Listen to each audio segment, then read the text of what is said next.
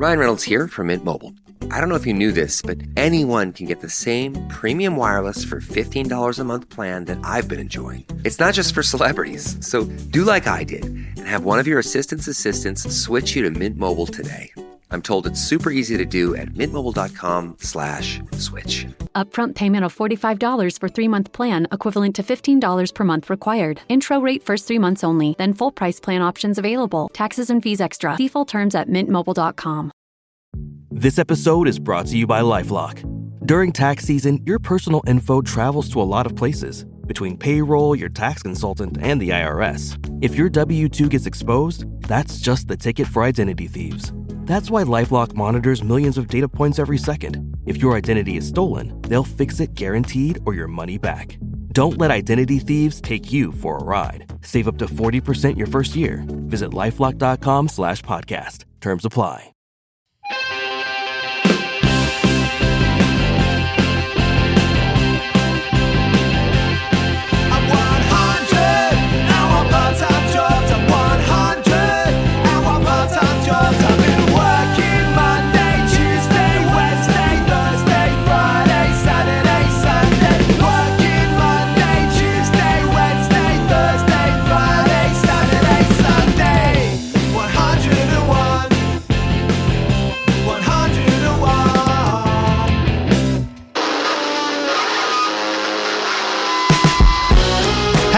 Listening to 101 Part-Time Jobs with me, Giles Bidder. This is the podcast where we hear from musicians and artists about everything that happens between making records and going on tour, as well as all the different jobs they've done. On today's episode, I spoke with Greg Freeman, who I heard a couple of times, and I listened to that song Colorado once or twice, and then it kind of just hit me on the 7th, 8th listen, and then by the 10th listen, I was just completely obsessed. Like, for me, it's got this kind of Jeff Buckley, Songs Ohio, Jason Molina thing. This record I looked out, which actually came out 2 years ago, but it's got repressed just this week or last week by Transgressive, has hit me hard. 101 Part-Time Jobs, a big part of what we want to do is introduce you to stuff that you may or may not have heard. And if you haven't heard Greg Freeman, this is the stuff. This is the stuff that, you know, when you're looking for something and then eventually just left hooks you out of nowhere. This record by Greg Freeman, I looked out, is wild. I've been texting everyone I know saying, have you heard this? And then they get to the 7th, 8th, 9th, 10th listen and it's like, oh, this is the best thing I've heard in ages. So before we played at the Lexington, we went down the road to a laundrette and asked them if we could record there, and they said yes. They were really nice. Thank you. I think Mary down at the laundrette in Islington. I think Greg himself was a bit frazzled. I think he actually was busting for a wee this whole time, so he did us a big solid spending 20 minutes with us. So I hope you enjoy this. I hope you enjoy Greg Freeman's music as much as I do. I think it's so special. He mentions here about how there's a new record coming this year, which is really exciting. Thank you so much for being here. If you're able to click subscribe wherever you're listening to, on Apple or Spotify, that'd be massively appreciated. If you can give us 5 stars as well, that'd be amazing. We also just started a Patreon where from £2 a month you can help us continue going on as an independent publication, and you'll also get a badge, which is kind of like a Beano Club style badge in my mind, if you remember the Beano Club. All right, coming up here on 101 Part-Time Jobs, it's Greg Freeman. 101 Part-Time Jobs. I mean, I remember reading about like Ben Gibbard and Death Cab, and I think he was maybe one of the first person I heard talk about how, you know, you've got no money for so long, right? And you have moments where you're not quite sure why you do it, but then at the same time it's your whole life. There seems to me like there's a big tension there. I think that's probably true for most places in the States. Like if you live in New York, it's probably like London or whatever. You have to work a full-time job, and the cost of living is very high. Burlington is a little cheaper, even though the rent's going up, but like if you live there long enough, you know, you're not paying. It's still affordable, I guess, to have a job that doesn't require all of your time. So, and you know the cheap places. Yeah, and it's a small town, and you can walk everywhere, and it's not like New York. It costs $20 just to leave your house, just walking around and going on the subway and all this stuff. So I think maybe that's why there are a lot of good music scenes right now in these smaller, tight-knit communities, Asheville and stuff like that. And college towns have always had that too. Yeah. But what do you think makes, when you see a band or an artist like break out, you know, you read about them everywhere, they end up on playlists, they end up sort of being shared on WhatsApp groups. Yeah. You know, you get bands who are equally as brilliant, but for whatever reason, they don't end up breaking out and getting that team, like having a label that can, you know, fund record pressing, but also the marketing of it and the DSPs now, which is just our lives, right? How do you see that, like the difference between a record that like does something, quote unquote, to a record that maybe sort of a few people hear and goes away? I think a lot of it's honestly probably luck and playing the right type of music at the right time. And like some people just are not interested in capitalizing off their popularity or whatever in any way, and like I really just think it at that point comes down to your personality and whether you want to pursue certain opportunities that arise with touring and industry people and this and that. And I think some people just have no interest in that part of the music world, and that's but there's also an element of luck to it, I think, as well. Where do you think you're in it? Putting you on the spot here. But I mean, it's worth talking about, I think. I mean, it's cool that people, like, I guess some of my songs got added to a playlist, so I wasn't even touring and like people were listening to the album, which was cool. I don't know what that means, but it's like the opposite of what you think's going to happen. When you think you tour, that's how you get people to listen to your music. 100%. Yeah. Once I started to tour more, and I toured with other bands, obviously, a lot of us in Burlington had already had that network of DIY scenes elsewhere in Philly and Chicago and stuff. So we'd already put in so much work in that community, you know, knowing other people around the country to help book shows and stuff. But You ever play in a laundry like this? I've played in a place called Laundrette Records, but it's a record shop. Maybe it was once a laundry. And you'd say, like, obviously, and I think to so many people who play music, like, obviously we do so much work, we put so much time in. You could put like decades of work in before and someone might never hear of you. You know, it's like totally Bob Pollard and Guided by Voices. Like no one heard of them for like a decade or something ridiculous. Is that something that, I mean, you say that you don't have much choice in it, but I mean, do you think it's like as worthwhile to play music even when, you know, I guess it depends on your expectations here. I think a lot of it has to do with expectations. I know so many people who that's how they think about music, and that's how they think about it as a business or whatever. It's like they have these expectations and these things that they're trying to achieve. You know, get a manager, get a booking agent, whatever, send it to labels. I never once thought about, maybe I just didn't, you know, I'm pretty young still, I guess. So how old are you? I'm 20. I just turned 27. Yeah. But it's the new 17. I guess I'm not that young. I never had expectations for anything other than just doing something for fun. Like I've always played music, and a lot of my friends have always just played music, and I've just always thought that would take me wherever it takes me. So and expectations wise, if you want to play a gig in a venue with your friends, it's possible. Totally, you match that, right? It's too exhausting thinking about. I mean, I got lucky. I got a booking agent, you know, early in my touring career, so I don't. Who am I to say, you know, whether it's worth it trying to have those things happen to you, but. And what about working? I mean, this show's called 101 Part-Time Jobs. I think the name kind of sums up what it's like being in a band today. Probably what it's always been like being in a band. But maybe it's accented now the fact that you might have 1 million listeners around the world, but making pennies. Yeah. So it's like you have to reconcile somehow trying to pay rent and live like a healthy life whilst also doing that thing you're driven to do. What jobs have you had? Like, how have you been able to stay afloat? I have worked in bakeries in Vermont. Well, I stopped being a baker because I had to wake up early on Sunday mornings, and I played a show on Saturday night, so that got too difficult. So then I became a line cook. Did you ever go all the way through the night? Oh, yeah, a few times, yeah. It's really not fun. Yeah, I've done a lot of different service industry stuff in Burlington.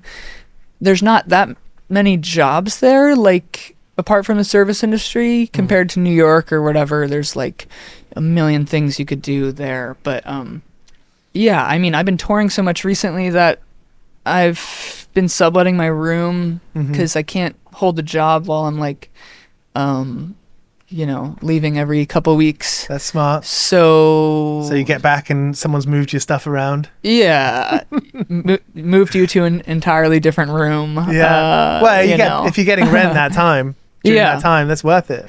Yeah, totally.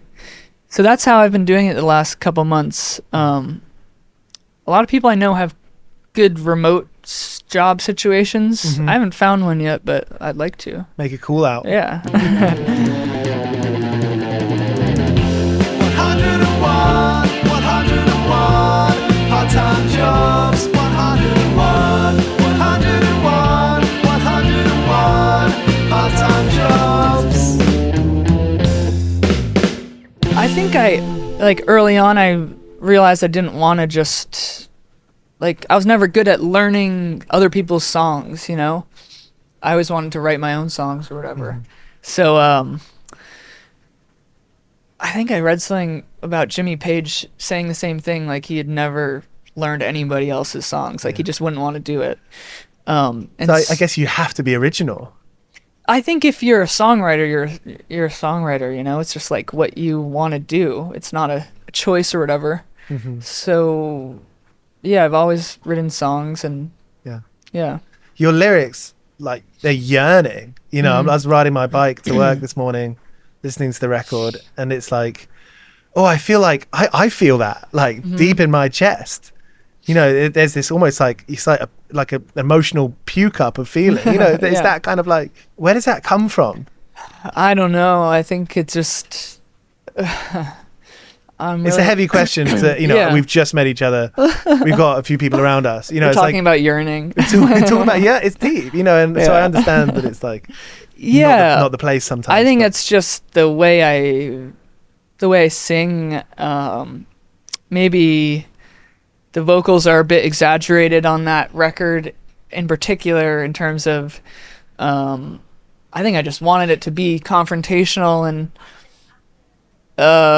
there's so much music out there where you can't hear what people are saying or don't know what people are saying or what they're trying to convey. And I feel like I put in a lot of energy into the lyrics and narratives of songs, and so I just wanted to maybe overemphasize that.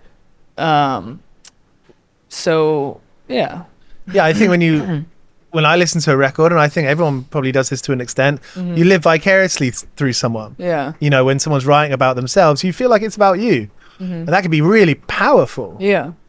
A lot of people go through challenges. A lot of people go through like ups and downs, and it's like, it's beautiful. Yeah, totally. Back it up and going back to the jobs and working side hustles. Yeah. Being a line cook, how did you find that? It's pretty... Being a line cook's a pretty... It's fucking hard. Honorable job. Yeah, I mean, for a good reason. It's really hard.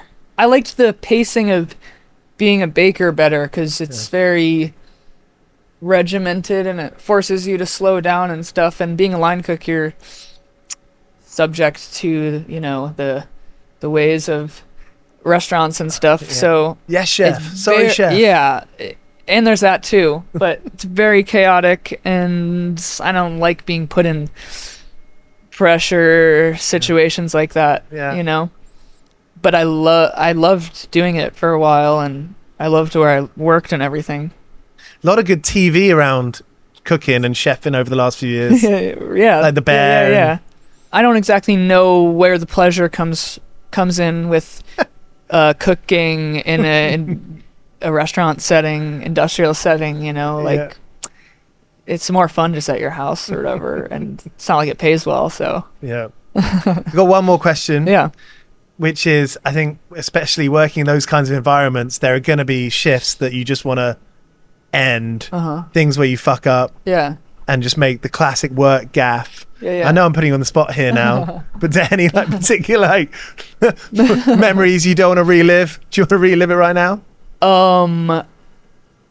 Yeah, I mean, like grease fires, like you, one time my coworker, so with like a fryer, like with French fries, if you drain the fryer while the pilot flame is still on, it starts a grease fire because it's like oxygen and fire. Yeah. Which we did, several times, and it's very scary. And my boss was yelling, and I think he was probably yelling at me, even though I didn't do it. And so I didn't want to, rat out my coworker, but it's like it's a bad situation. Greg Freeman, not a grass. What's the worst thing you've got in trouble for in your life? Oh man, I went to jail once because I was jaywalking. I don't know. That's not really bad though. How can you go to jail for jaywalking? I was like talking shit to the cop, and I pissed him off, and then I went to jail for the night. So. But I don't think that makes me a bad boy or anything. Oh, I mean, it makes you a little bit of a bad boy. Yeah, it was some real world experience. Most people haven't spent a night in jail. Well, they probably should sometime and see what it's like, because it fucking sucks. I think people do a lot of things that would end them up in a night in jail, but they get away with it, or rather they don't get unlucky. Right? Yeah. You got to get unlucky. Yeah. You got to be an unlucky person. What was that night like? It was horrible. It was so bad, but also beautiful. So I was they put you in the van with all the jail closed, because jails close apparently in the States. So then we had to go to another jail, and they put you in the back of a van with all the other guys who were in jail for the night. And then you're just hanging out with them for a car ride and swapping stories and stuff. And it's mostly like, DUI dads and stuff. So nothing too crazy. I think it's worth saying, it sounds bad going to jail. Like, going to jail is different than going to prison. Oh, right. Yeah. I mean, anyone, they'll throw you in jail for anything, Mm-hmm. It's like, it's fucked up. That's a really good life experience. That's the kind of, have you got any nephews or nieces? Yeah. That's the stuff for the nephews and nieces. Totally. I think. Yeah. Some stories, Scary Thanks stories. so much. I want to ask you just one more question about the record, because it's been 3 years now, technically, right? 2022. Yeah. I looked out, came out. Yep. You didn't look out when you were jaywalking. I did not look out. You didn't look out for That's yourself. how I learned to look out. It must feel like quite a long time ago that you made that record. Yeah. Have you written a bunch of songs? Have you thought about how you want the record to sound like, the next record, how you want it to sound like and feel like? Well, I finished a new record, so it's going to come out this year, and oh yeah. I'm trying to figure out what the next record's going to sound like, so yeah. It's like there was a big curve with I had to do all this shit, to re-release the record, and it just took forever to make the next one, so I'd like to get a head start on the album cycle stuff. So that's smart. Yeah, thanks. What about writing when you're away, writing when you're on tour? Is that difficult? Yeah, I can't really do that right now, but I'd like to get better at it. I need a lot of quiet space and stuff. It's coming out on Transgressive Records here. Great label. Yeah. Johnny Flynn is one of my favorite songwriters ever. A. Larum is one of my favorite albums ever. Do you know it? I don't know that album. It's fucking sick. There's a song called The Rote and the Writ. Okay. And it kind of changed my life. Cool. But yeah. Hey, Greg, thanks so much. Yeah, nice thanks to meet. a lot. Appreciate it. So that was Greg Freeman here on 101 Part-Time Jobs. His album I Looked Out is an absolute game changer. I hope that you find as much in it that I do. Thank you so much for listening. Back next week with Hamilton Lighthouser on Tuesday next week. He's got a new solo record coming out. followed by Richard Dawson on the Thursday. Come along, get involved. Cheers for being here. 101 Part-Time Jobs is hosted by Giles Bidder and produced by me, Olivia Swash. This has been a Mighty Moon Media production.